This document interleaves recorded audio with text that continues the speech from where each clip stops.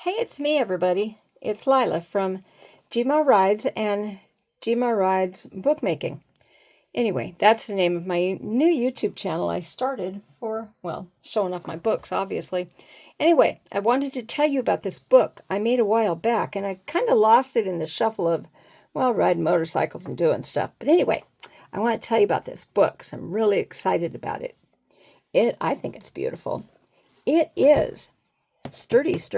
It's made of masonite and a gently curved spine with three slightly raised panels. Can you believe it or not, it is covered by a dishcloth. Yeah, I know. And then I painted it, of course. And after that, once I did that to further construct the cover, I cut this out. It's a piece of really hefty, like that stuff that you get on the back of a notebook. I'm tongue-tied at the moment. And anyway, then my daughter came over and cut this out on the Cricut for me. And I printed this off of the graphic stuff that Nik gave me in this book kit. Because again, I did use Nik the Bookmith Teachable account.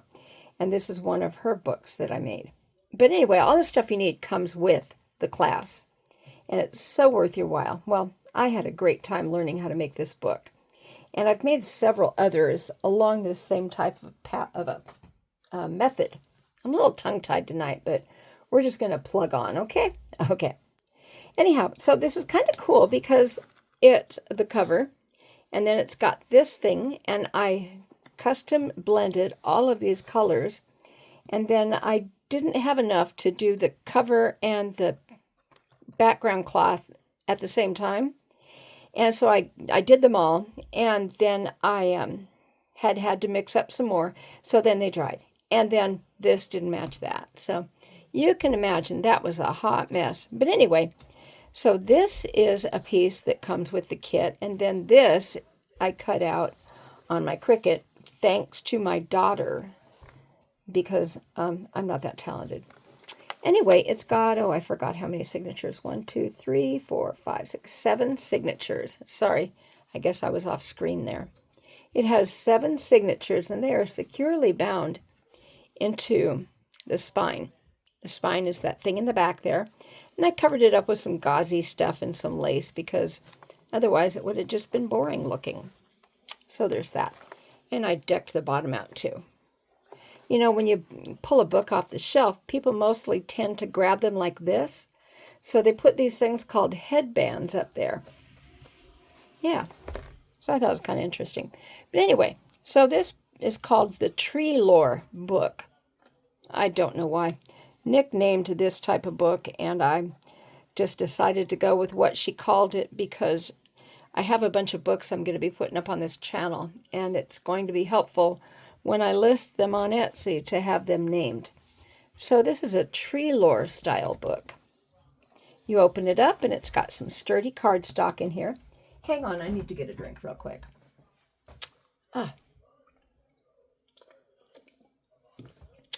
Okay, that's better. Anyway, it really nicely matches the rest of the aesthetic in the book. And this is just a piece of old scrap fabric I had. I thought it was kind of pretty though. Little bitty flowers and such. And so this is another kit I got from Nik on Etsy. She has some really cool kits there, and they really blend in nicely with her books on Teachable. I don't exactly know why this is here. It's not really adding anything to the party, so to speak. Anyhow, this is so you could put like a title page here or your name there or something like that. Some of the pages in here have been tea stained. Some of them have not. But I think they look pretty cool anyway. Some of them have been stenciled, as this one. I got a really neat little two-tone effect going on here, don't you think? Some pages were from smaller books, so I added other little bits on. Isn't that cool? And, they fold out. And, there's something tucked in there. This is from some Nature Ladies journal-y stuff. I forget what her name is. Edith Holden, I believe. But yeah, this page is just from some nature book I got at the secondhand store. And again, these are some of Nik the Bookmith's pages, and some of them come with this book. kit, and some of them are going to be from Etsy. I'm not always going to remember which is which, but this was essentially black and white when I got it. And so I sat down and had some fun coloring this in. Doesn't it look nice? And I even mostly stayed inside the lines. I was quite pleased with myself on that. A lot of people throw away dictionaries these days, so I go ahead and I rescue them from their dismal grave in the rubbish bin. I rescued this book from the secondhand store because it had cool pictures in it. Dictionary. Edith Holden. And that's kind of a botched attempt at a stencil, but I thought it turned out okay anyway. So yeah, some more stenciling. This is just a piece of 12 by 12 paper that I cut down because the color looked good, didn't it? Or doesn't it, I guess. Then I printed, you see, I printed this on the other side. Again, thank you, Nik the Bookmith.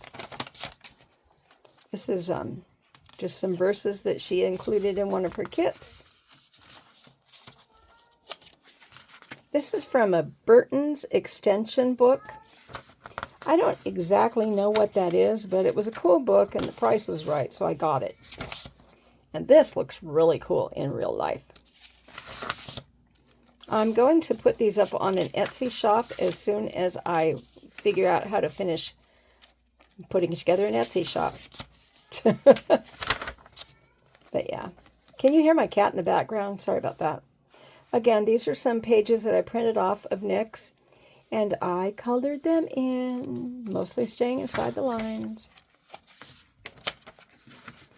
One of the things you can do with 12 by 12 paper is cut it down and make, make book pages out of it. I stenciled these because I don't like stark white paper. I do like tucking things in and on and over. This is another Edith Holden page.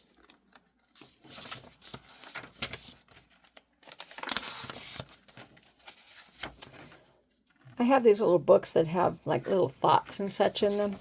Sometimes if the thoughts are appropriate, I'll pop them into a book.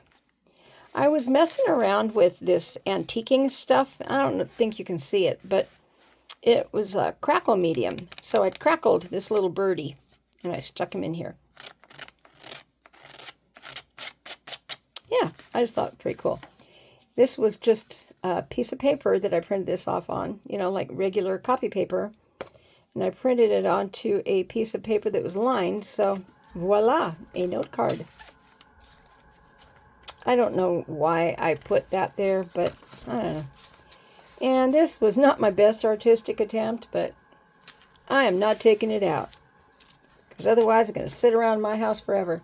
There are real silver dollar plant seeds in here. All you really have to do is put them on the ground and they'll grow. They are a biennial plant, which means they go green one year and then the next year they get the silver dollar-y things. And no, it's not real money. Sorry. This is a cute little notebook that I made and put in there, again from a Nik the Bookmith design that I printed off of Etsy. Ooh, my cat's getting mad, isn't he? Can you hear him? He'll be in here in a minute telling me all about it because it's his time of night. He thinks he needs to go outside. I like to put music pages in my books. And this book is, well, it's a forest lore book, so I tried to find as much tree-related things as I could.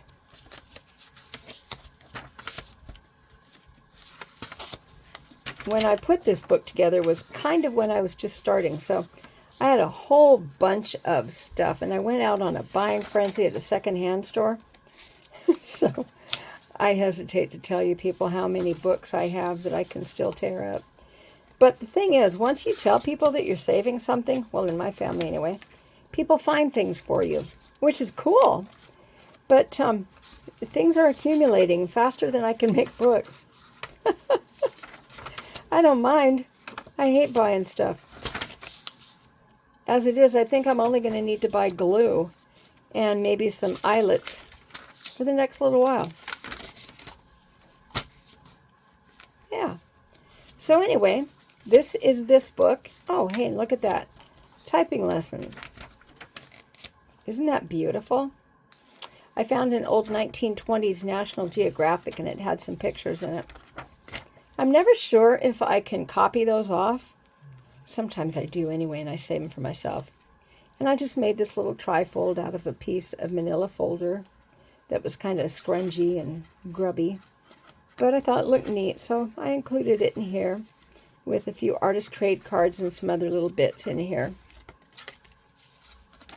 I liked the effect that this eucalyptus stamp gave me here.